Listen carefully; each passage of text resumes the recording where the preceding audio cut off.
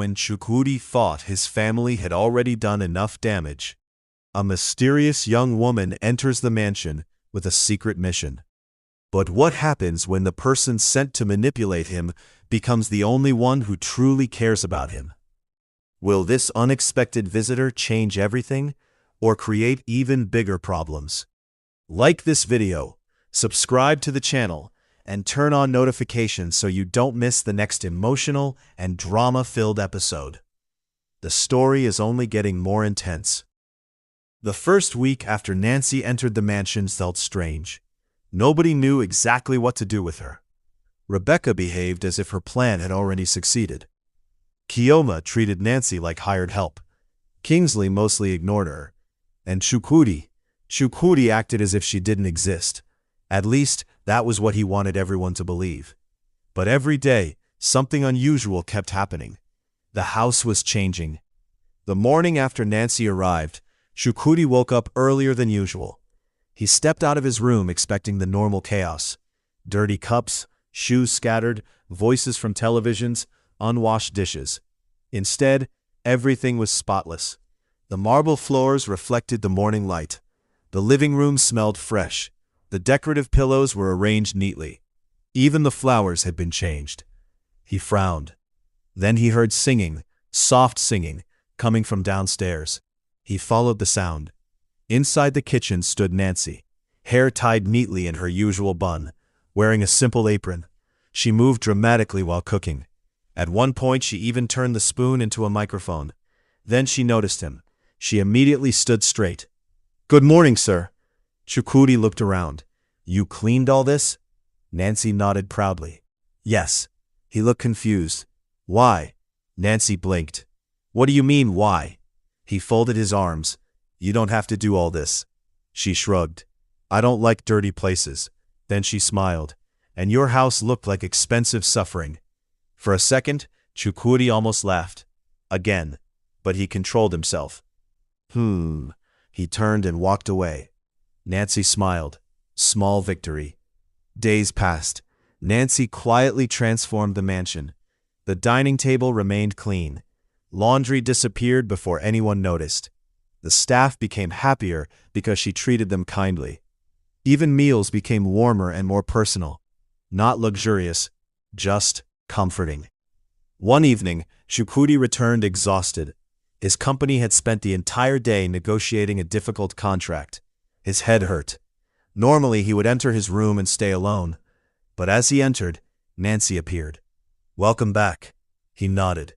She stared, then frowned. "You look tired." He paused. Nobody asked him that. Not in this house. He answered quietly. "Long day." Nancy nodded seriously. "Okay." She disappeared. 5 minutes later, she returned carrying tea and small meat pies. She placed them before him. He looked surprised. She smiled. "I don't know rich people medicine, but tired people medicine usually starts with food." He stared. Then slowly, he smiled. Very slightly. Nancy noticed. Her eyes widened dramatically. "Oh." He looked confused. "What?" She pointed. "You smiled." His expression immediately became serious. "I did not." Nancy nodded. "Okay, sir." But she quietly celebrated inside. Meanwhile, Rebecca was becoming annoyed. This wasn't the plan. Nancy was supposed to focus only on Chukwudi. Instead, she was improving the entire house. One afternoon, Rebecca called her. Nancy entered, respectfully. "You called me, Ma?" Rebecca lowered her voice. "Remember why you're here." Nancy smiled. "To help around." Rebecca glared. "No." She leaned forward. "You are here to win my son's heart." Nancy blinked. Rebecca continued. "When he starts trusting you, bring him closer." Nancy nodded slowly. Rebecca smiled. "And remember who is in charge." Nancy smiled politely. "Of course, Ma." But inside, Nancy had already started seeing things differently. Over the following weeks, she noticed patterns. Every conversation in the house ended with money. Rebecca wanted money. Chioma wanted money. Kingsley wanted money. Nobody asked Chukwudi, "Have you eaten? How was work? Are you okay?" Nobody. One night she found him sitting alone on the rooftop. The city lights stretched endlessly. He looked tired. She walked over quietly. "Sir?" He looked up. She sat down. Not too close, not too far. Silence. Then she asked, "Do you like being alone?" He looked surprised. "What?" She shrugged. "You always come home and stay alone." He stared at the city, then answered quietly, "Peace is easier." Nancy nodded. Then she asked, "When was the last time someone asked if you were okay?" He didn't answer, because he couldn't remember. Nancy smiled softly. "Okay." She stood up. "Good night." As she walked away, he suddenly spoke. "Nancy." She turned. "Thank you." She smiled, then left. That simple moment stayed with him. But not everyone liked Nancy. Chioma especially hated her. At first she thought Nancy would act like a servant. Instead, people liked her. Staff respected her. Even Chukwudi had started noticing her. One afternoon, Chioma sat in the living room drinking juice. "Nancy." Nancy appeared. "Yes?" "My juice." Nancy smiled. "Coming." She brought it. Chioma frowned. "Too late." Nancy blinked. "Sorry?" Suddenly, Chioma poured the juice on Nancy. The cold drink soaked her clothes. The room became silent. Nancy froze. Chioma folded her arms. "Next time, move faster."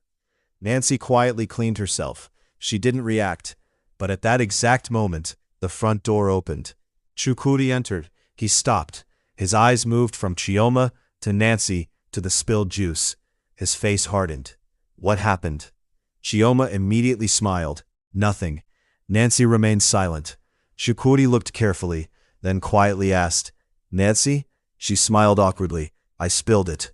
He looked at her, then at Chioma. Silence. Then he turned to Chioma. "Apologize." Chioma looked shocked. "For what?" His voice became colder. "Apologize." Chioma became defensive. "You care about a maid now?" The room became silent. Chukwudi looked at her, then spoke calmly. "I care about respect." Chioma looked away, but she apologized reluctantly. Nancy quietly smiled. For the first time, someone stood up for her, and Rebecca noticed. That small moment scared her, because she realized something dangerous. This girl she thought she could control was becoming important, and Chukwudi was beginning to see her differently. After the juice incident, something quietly shifted inside the mansion. Nobody talked about it. Nobody acknowledged it. But everyone felt it, especially Chukwudi. For days, he kept replaying the scene in his head. Nancy never accused Chioma. She never cried. She never tried to gain sympathy. She simply protected everyone and moved on. That stayed with him. The next morning, Chukwudi came downstairs earlier than usual. To his surprise, breakfast was already arranged. Not in the stiff luxury style the chef usually prepared. This felt different. Fresh fruit, tea, egg sauce, toast, simple, warm. Nancy was arranging plates. She looked up. "Good morning, sir." He nodded, then paused. "You're up early." She smiled. "I notice you leave early." He frowned. "How do you know?" Nancy answered casually. "Because your breakfast is always untouched." He looked at her. That meant she had been paying attention. Not because she wanted money, not because she wanted anything, just paying attention. He sat down quietly. Nancy served him. Then she stood awkwardly. He looked up. "Aren't you eating?" Her eyes widened. "Me?" He nodded. Nancy laughed nervously. "No, sir. Rich people don't usually eat with workers." He looked at her, then calmly said, "I didn't ask what rich people do." Nancy looked surprised.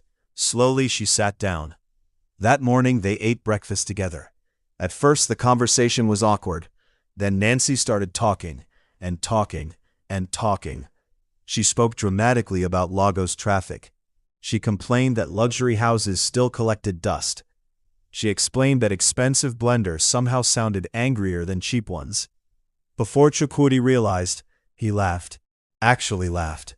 Nancy froze, then slowly smiled. "There." He looked confused. "What?" She pointed dramatically. "You smiled again." He immediately adjusted his face. Nancy laughed. Days passed. The mansion slowly became alive. Even the staff started smiling more. Nancy knew the names of security guards. She greeted drivers. She thanked kitchen staff. She checked if people had eaten. One afternoon, she found the chef sitting quietly. "What happened?" The chef sighed. "My daughter is sick." Nancy immediately listened. Later that evening, Chukwudi discovered hospital bills had already been settled anonymously. Nobody knew who did it, except Nancy. When Chukwudi found out, he confronted her. "You paid?" Nancy shrugged. "I had savings." He looked surprised. "You don't even earn much." She smiled. "People still matter." He looked at her quietly, then left, but the words stayed with him. People still matter. Meanwhile, Rebecca became uncomfortable. Her original plan had been simple. Nancy enters. Nancy gains Chukwudi's trust. Rebecca controls Nancy. Rebecca controls everything. But Nancy wasn't behaving correctly. She wasn't asking for money. She wasn't demanding expensive things. She wasn't trying to secure her position. Instead, she genuinely cared. Rebecca didn't like it. One evening, she called Nancy. Nancy entered. Rebecca spoke coldly. "Why are you getting close to him?" Nancy blinked. "You asked me to." Rebecca frowned. "Not emotionally." Nancy smiled innocently. Rebecca lowered her voice. "Remember who brought you?" Nancy nodded. "I remember." Rebecca looked satisfied, but Nancy's eyes quietly changed. She remembered, but she was also observing. Over time, Nancy started noticing things. Every evening, Chukwudi came home tired. Nobody noticed. Nobody cared. Nobody asked. One night, she found him sitting alone in the home cinema. The television wasn't even on. He just sat there, thinking. She entered quietly. "Sir?" He looked up. She sat nearby. After silence, she asked, "Bad day?" He sighed. She waited. Eventually, he spoke. "Our company nearly lost a major client." Nancy nodded. No advice, no interruption. She simply listened. After he finished, she said, "That sounds difficult." He looked surprised. "That was all? No lecture? No fake motivation? Just understanding?" She continued, "You'll figure it out." He smiled slightly. "How do you know?" Nancy shrugged. "You built all this." She pointed around. "If you did that, you'll survive this too." He looked at her. For the first time in months, he felt understood. Meanwhile, the family remained the same. Chioma kept asking for money. Kingsley kept making plans that never lasted. Rebecca kept asking for support, but something had changed. Chukwudi started asking questions. "What happened to the last money? When are you starting? Show me progress." Nobody liked it, especially Rebecca. One night she complained to Kingsley. "This girl is changing him." Kingsley looked uncomfortable. For some reason, he no longer hated Nancy. Chioma rolled her eyes. "Let's just get rid of her." Rebecca looked thoughtful. Maybe it was time. Then something happened. One evening, Chukwudi arrived unusually late. The house was quiet. Nancy waited. The staff had already gone. Everyone else had eaten. Finally, the door opened. Chukwudi entered looking exhausted. Nancy stood immediately. "You haven't eaten." He looked surprised. "You're still awake?" She shrugged. "You said yesterday meetings might run late." He stopped. She remembered. She brought warm food. He sat quietly. As he ate, he suddenly asked, "Why do you care so much?" Nancy paused, then smiled. "I don't know." She thought for a moment, then answered softly, "Maybe because everybody deserves someone who cares if they came home." The room became quiet. He looked at her, longer than usual, then quietly continued eating. That night, for the first time since Annabelle left, coming home didn't feel empty. And upstairs, Rebecca stood at her door watching. Her face slowly hardened, because she finally realized something.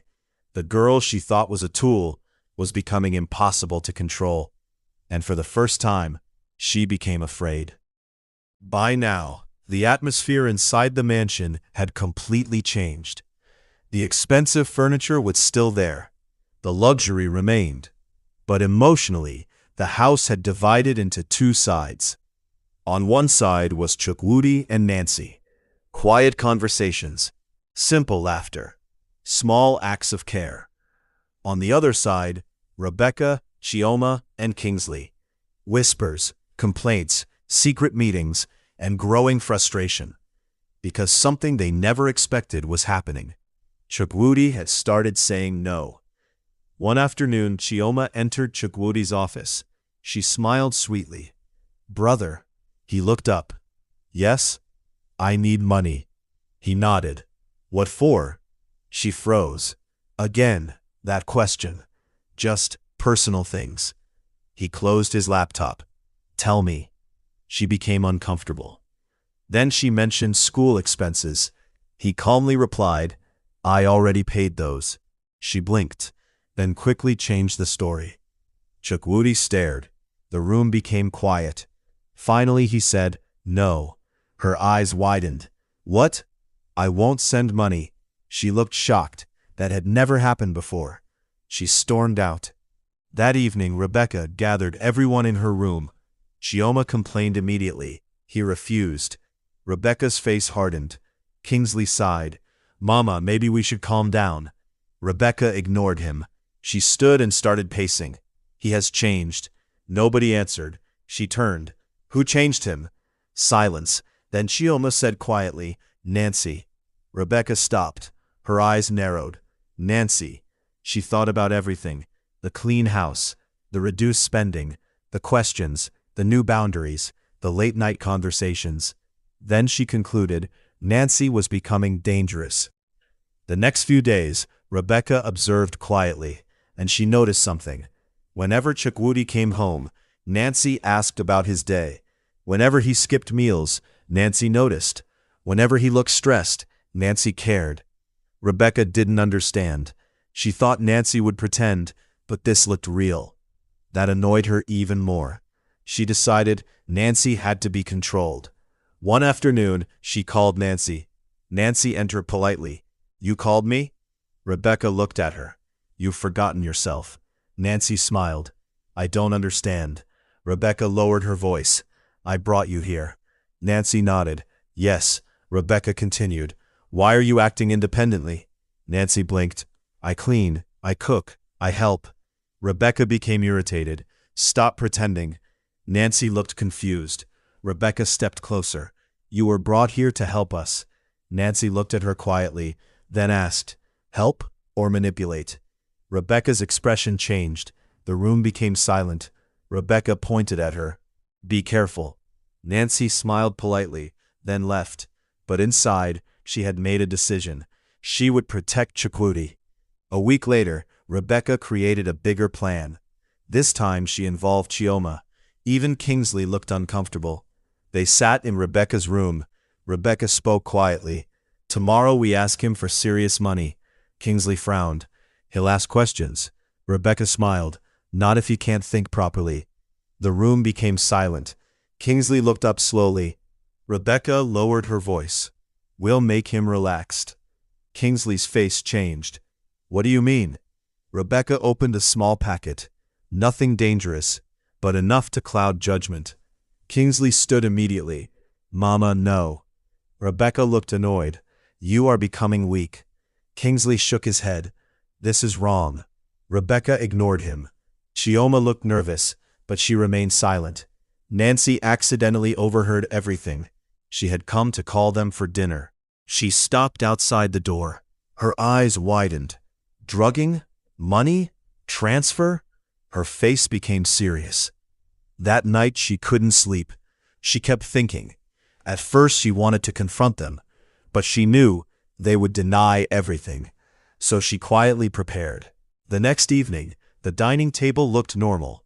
Luxury plates, beautiful food, everyone acted naturally. Rebecca even smiled unusually. Nancy stood quietly observing. Then she saw it. Rebecca signaling Chioma. Chioma switching plates. Her heart raced. She moved quickly, pretending to clean. She exchanged Chukwudi's plate. Nobody noticed. Dinner continued. Rebecca waited. 10 minutes, 20 minutes, 30 minutes. Nothing. Chioma looked worried. Kingsley immediately realized, Nancy. Later that night, Rebecca called Nancy into her room. The moment Nancy entered, Rebecca slapped her. Kioma joined. Questions became accusations. You changed it. You betrayed us. Nancy tried explaining. Nobody listened. Rebecca grabbed her. Kioma pushed her. Kingsley stood nearby looking uncomfortable. Stop. Nobody listened. Nancy stumbled. Then, a powerful voice echoed. That's enough. Everyone froze. Chukwudi stood at the entrance. His expression was cold. His eyes moved across the room. Rebecca, Kioma, Kingsley, Nancy. His voice became calm. Too calm. What is happening?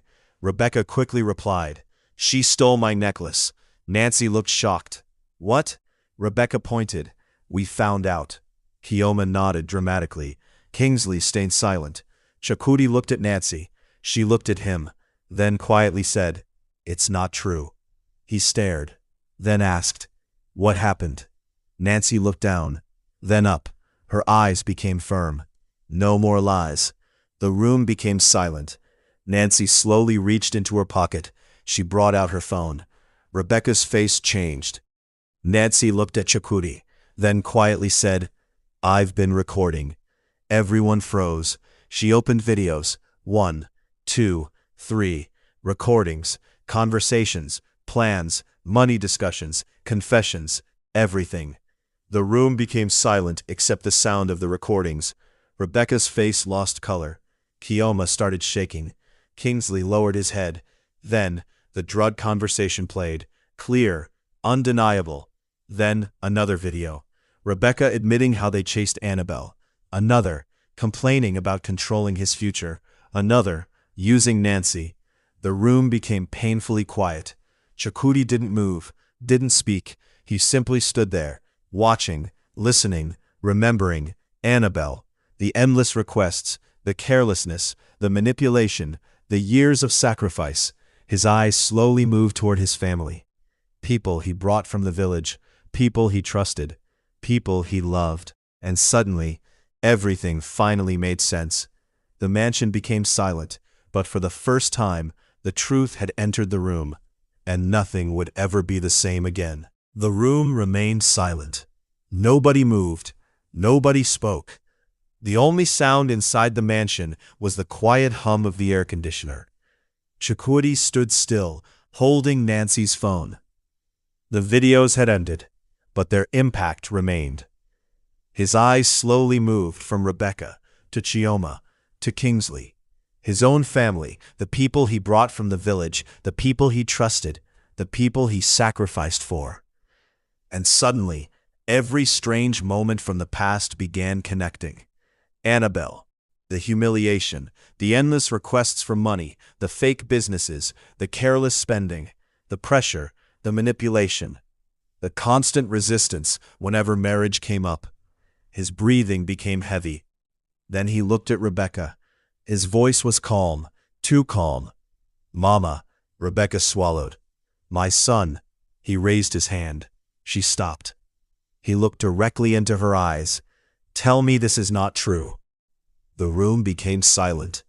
Rebecca tried to smile. My son, she edited. Chukwudi held up the phone. You were recorded. Rebecca's face changed. She looked around.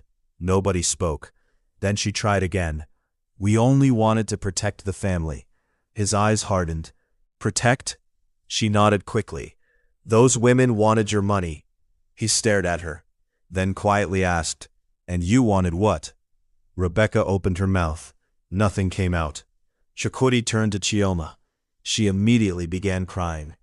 Brother, I'm sorry. He looked at her. You poured juice on her. She looked down. You laughed when women left. She cried harder. He continued. You watched everything. She couldn't speak. Then he turned to Kingsley. Kingsley lowered his head.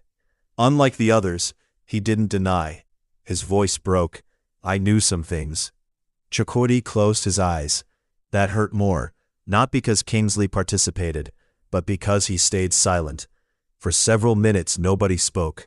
Then Chukwudi finally laughed, softly, not because anything was funny. It was the laugh of someone whose heart had broken. He looked around the mansion. the luxury, the marble, the lights, everything he built, and quietly said, "All this time," his voice cracked, "I thought I was taking care of family." He looked at Rebecca, "But I was funding greed." Rebecca began crying. "My son," he interrupted. "No." His eyes became red. "When was the last time you asked if I was okay?" Nobody answered. "When was the last time anybody asked?" Silence. His voice became lower. "I gave because I wanted us to heal." He looked at Rebecca. "I wanted us to enjoy life together." Then he looked at Kingsley. "I trusted you." Then Chioma. "I protected you." Then he smiled sadly. "But none of you cared if I was alive." The room became painfully quiet. Then he turned and looked at Nancy. She stood quietly, still shaken, her clothes slightly wrinkled, her eyes tired. He looked at her, then asked softly, "You knew?" Nancy nodded. He looked surprised. She answered quietly, "I suspected." He stared. "Why didn't you tell me earlier?" She looked down. "I thought maybe I was wrong." "And I didn't want to break your heart." His chest tightened. Nobody had protected his feelings in a very long time. That night, Chukwudi made a decision. He gathered everyone in the living room. Nobody sat comfortably. He stood, looking exhausted. Then he spoke. "I'm done." Rebecca looked up. "What do you mean?" He answered, "You'll leave." The room froze. Chioma's eyes widened. Rebecca stood immediately. "What?" His voice stayed calm. "I'll arrange housing. I'll support basic needs. But you cannot stay here." Rebecca looked shocked. "My son." "No." His voice became firm. "You don't get to manipulate me and still live here." Chioma cried. Kingsley looked devastated. Rebecca begged. But Chukwudi had decided. The next morning felt unreal. Suitcases, silence, no arguments, no shouting, only sadness. Staff quietly watched. Rebecca stood outside holding her bags. She looked around the mansion, the house she thought would be hers forever. Then she looked at Chukwudi. Tears fell. "I'm your mother." He nodded. "You are." Her expression softened. Then she asked, "Do you hate me?" His eyes became emotional.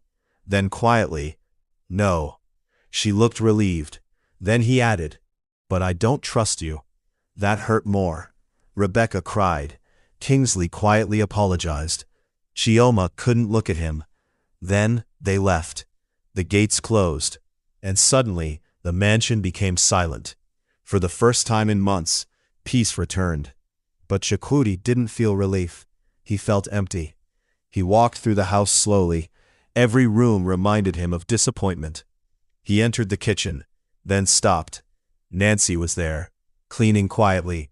He stared, then remembered. She entered through deception. Even if she helped, she came because of Rebecca.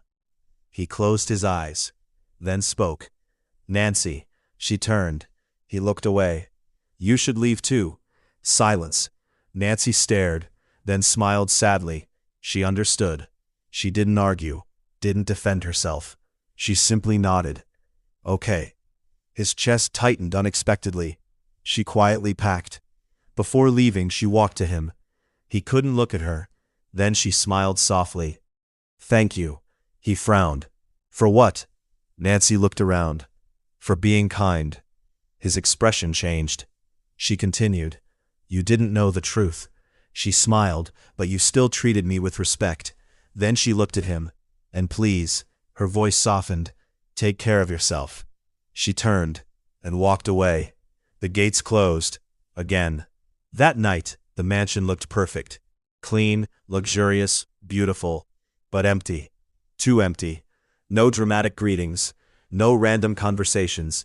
No someone asking, "How was work?" No one waiting for dinner. No laughter. Nothing. Chukwudi sat alone in the living room. Hours passed. Then his phone rang. Unknown number. He answered. A familiar voice. "Hello, sir." He froze. "Nancy." She continued. "Sorry." He frowned. "For what?" She smiled softly through the phone. "I just wanted to check if you ate." Silence. His eyes slowly closed, and for the first time, he realized something frightening. The person he missed first was not family. After the phone call ended, Chukwudi remained seated in the silent living room. Nancy's last words echoed in his mind. "I just wanted to check if you ate. That was all. No request, no complaints, no guilt, no hidden agenda, just concern." He slowly lowered the phone, then looked around the mansion. Everything looked perfect. The polished floors, the luxury furniture, the expensive decorations, the huge empty space. Yet for the first time since becoming successful, his house did no longer feel like home. It felt like a showroom. Beautiful, cold, quiet, too quiet. The following morning, Chukwudi woke up automatically expecting something. A voice, movement, laughter, someone knocking. Nothing came. He walked downstairs. Breakfast was ready because the chef had prepared it. But something felt wrong. The table looked too formal, too distant. He sat, looked around, then remembered. Nobody would suddenly appear and say, "Sir, rich people still need vitamins." Nobody would ask, "How was work?" Nobody would complain dramatically about traffic. Nobody. He suddenly stood up and left the table untouched. Days turned into weeks. Life became repetitive. Wake up, work, meetings, return home, silence. At first he thought he was simply adjusting, but slowly he noticed something uncomfortable. He wasn't missing noise. He was missing Nancy. He tried ignoring it. He told himself, she only showed kindness, that's all. But memories kept appearing.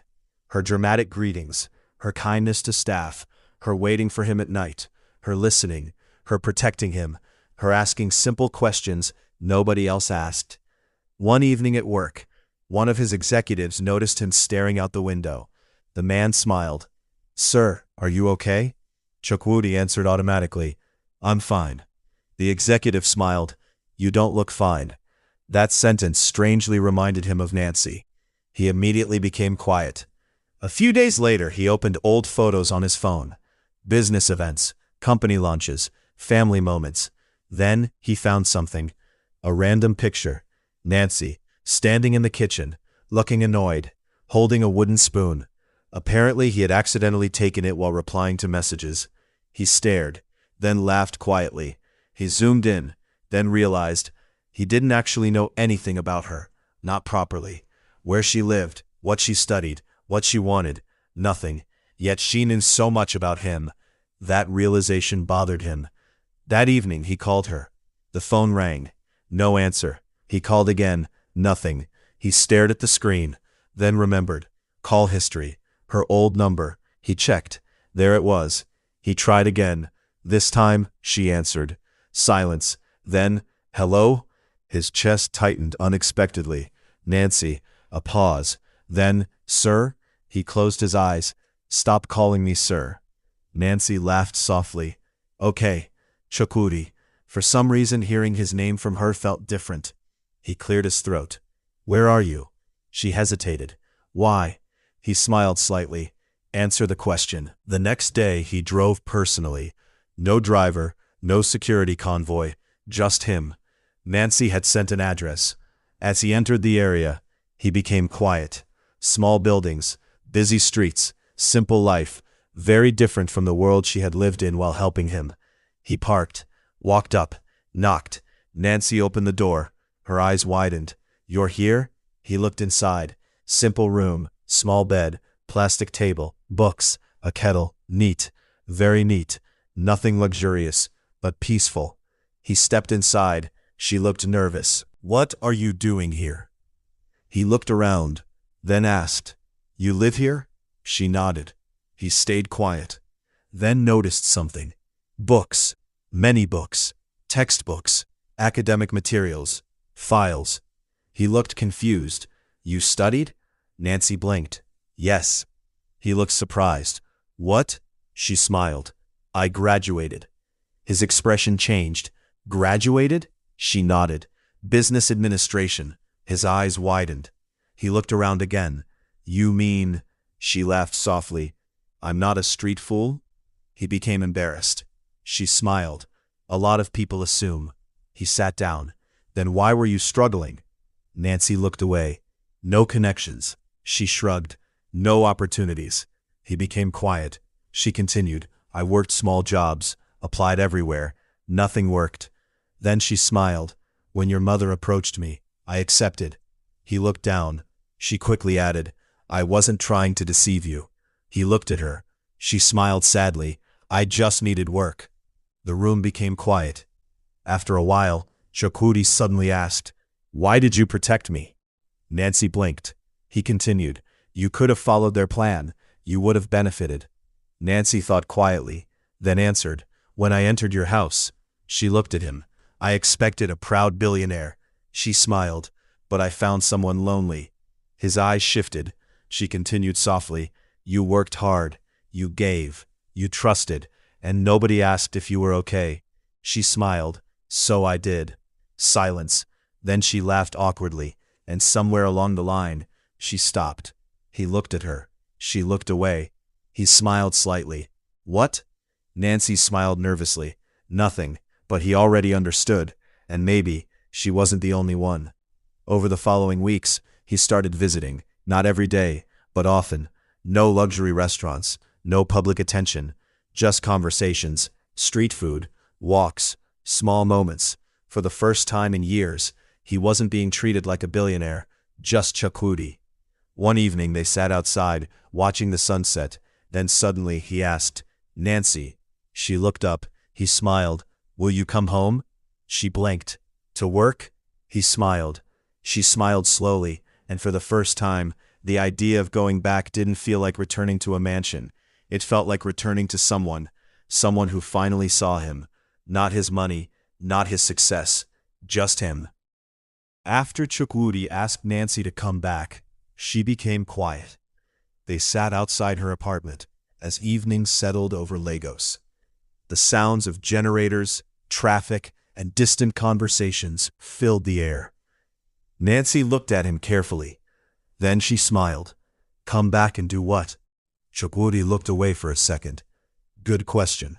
Because this time, he wasn't asking her to return as a housemaid, and definitely not as the fake wife his mother arranged. He smiled slightly. Just come back. Nancy looked at him. Her eyes narrowed playfully. That sounds suspicious. He laughed softly, then became serious. I don't want that house to feel empty anymore. She looked at him for a long moment, then asked quietly, Are you sure you're not just lonely? That question surprised him. She wasn't rushing. She wasn't taking advantage. She wasn't acting excited because he was rich. She was making sure. He thought carefully, then answered honestly, Maybe I was lonely. He paused. But loneliness doesn't make me drive across Lagos. Her expression softened. He continued, It doesn't make me realize I smile more around one person. He looked directly at her. And it doesn't make me miss somebody's voice every day. Nancy looked away immediately. Her cheeks warmed. Then she smiled. Okay. He blinked. Okay? She nodded. I'll come back, but not as a housemaid. He laughed. Deal. A week later, Nancy returned to the mansion. This time felt different. No manipulation, no secret agenda, no hidden plan. The gates opened. She stepped out. The mansion looked exactly the same, but somehow it felt warmer. Staff members greeted her excitedly. Even the chef smiled. One security guard whispered, Welcome back. Nancy laughed. She entered, then stopped. Fresh flowers, soft music, clean arrangement, and standing in the center, Chukwudi. She looked confused. What is all this? He smiled. Welcome home. She looked away quickly. Her heart wasn't prepared for that. Over the next few months, things became peaceful. Nancy started helping, but differently. Not as someone proving herself, as someone living. She got a proper role inside Chukwudi's company, using her degree. She worked, learned, built confidence, and every day, their friendship deepened. Morning coffee, late-night conversations, random arguments, shared laughter. They slowly became each other's safe place. One evening, Nancy sat reviewing company documents. Chukwudi walked in. She looked up. He frowned. You're still working? She smiled. You built this company. He sat beside her, then quietly said, And maybe someone else will build the next stage with me. She looked at him. Their eyes held for a moment. Neither looked away. Months later, Chukwudi made a decision. He planned something quietly. No media, no public announcement, no pressure. One evening he invited Nancy out. She dressed simply. She expected dinner. Instead, he brought her to a beautiful rooftop venue overlooking Lagos at night. The city lights sparkled endlessly. Soft music played. Nancy smiled. "This place is beautiful." He looked at her, then smiled. "You think so?" She nodded, then turned and froze. Candles, flowers, a quiet setup. Her eyes widened. Slowly she turned back. Chukwudi stood. Then he knelt. Her mouth opened. People nearby noticed. The room became quiet. Nancy immediately stepped backward. "Wait," he smiled. His voice became soft. "When my life became successful," he looked at her. "People celebrated my money," he swallowed. "But when my life became difficult," his eyes became emotional. "You cared about me." Nancy became still. He continued. "When everyone wanted something, you asked how I was. When my house felt empty, you brought peace." His voice lowered. "You entered my life as a stranger," he smiled, "and became home." Nancy covered her mouth. He took a breath. "Nancy," his eyes locked onto hers. "Will you marry me?" The entire place became silent. Nancy stared. Tears gathered immediately. Then she laughed through tears. She pointed at herself. "Me?" He smiled. "Yes." Her eyes filled. Then she nodded. "Yes." Applause exploded. People cheered. Nancy laughed and cried together. He stood, placed the ring on her finger. Then she hugged him tightly. And for the first time, both of them felt complete. News of the wedding spread quickly. The ceremony became one of the most anticipated events in Lagos. The mansion transformed. White and gold decorations, fresh roses, luxury floral arrangements, modern Nigerian elegance, crystal lights, beautiful live music. Guests arrived, business leaders, friends, employees, people who watched Chukwudi rise. But one group arrived quietly. Rebecca, Kingsley, Chioma. No luxury confidence, no entitlement, just humility. They sat quietly. Rebecca looked older. Life had changed after leaving. For the first time, she understood what she nearly destroyed. Not wealth, not comfort, her son. The ceremony began. Nancy appeared, elegant, simple, beautiful, hair styled neatly, graceful. Chukwudi looked at her and smiled. Then, his eyes moved. He noticed Rebecca. She looked nervous. After the ceremony, she slowly approached. Nancy noticed first. Rebecca stopped. Her eyes filled. She looked at Nancy. Then quietly, "I'm sorry." Nancy looked at her. Rebecca continued, "I misjudged you." Her voice broke. "You protected my son more than I did." Silence. Then Nancy smiled gently. "I forgave you long ago." Rebecca broke down crying. Then she turned to Chukwudi. He looked at her. For several seconds, nobody moved. Then she whispered, "I'm sorry." His eyes became emotional. He slowly hugged her. Kingsley joined, then Chioma. Years of hurt didn't disappear instantly, but healing began. Later that night, under glowing lights, music played, guests danced, laughter filled the mansion. Nancy stood beside Chukwudi. She smiled, then asked, "So?" He looked at her. She grinned. "Still choosing housemaid?" He laughed, then wrapped his arm around her. "No," he smiled. "I choose my wife." She laughed, and under the lights of the same mansion, where betrayal once lived, love finally won.